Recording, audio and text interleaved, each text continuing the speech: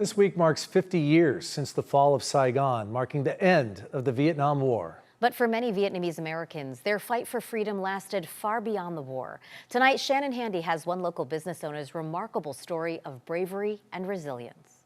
Winston Lee has been in the United States since 1987. The journey to get here from Vietnam wasn't easy. It took him 3 tries and a harrowing ordeal at sea.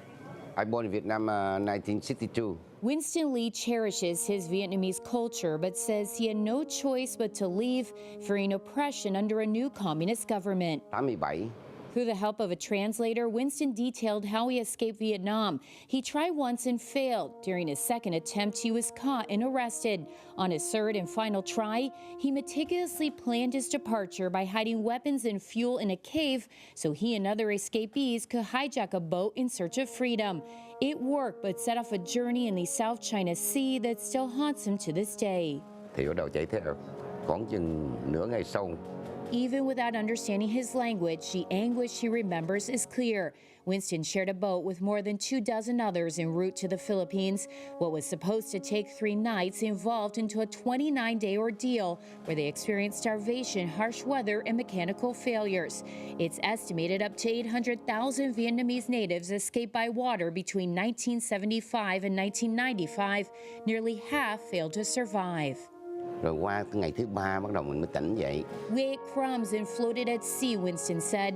At times, they found fishermen who offered temporary help, but couldn't guide them to their destination because of the countries they were from, namely China and Korea. They take these people onto the ship, share the foods like watermelon, apple, juice.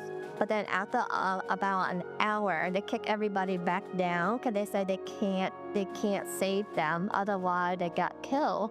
The government will punish them. Finally, their group came across Philippine ships who wound up saving them, but not before 5 people, including a 3-year-old child, died. After arriving in the Philippines, Winston's sister, who was already living in the United States, petitioned him to join her. He traveled to New Orleans and later joined his girlfriend in San Diego. They married and had 2 children. He supported his family by working as a gardener as well as painting homes. After saving all he could, 15 years ago, he bought an old coffee shop in City Heights, transforming it into a restaurant named after the Vietnam province where he was born and raised. Nha Trang, Lao. Here is where you'll find other Vietnamese refugees. Every April, Winston has images from the Vietnam War playing on a screen. It's his way of honoring his home and all it took for him to make a new one. Cái truyền thống của Winston says the country is still alive and we still carry it on in San Diego where the community is thriving. Shannon Handy, CBS 8.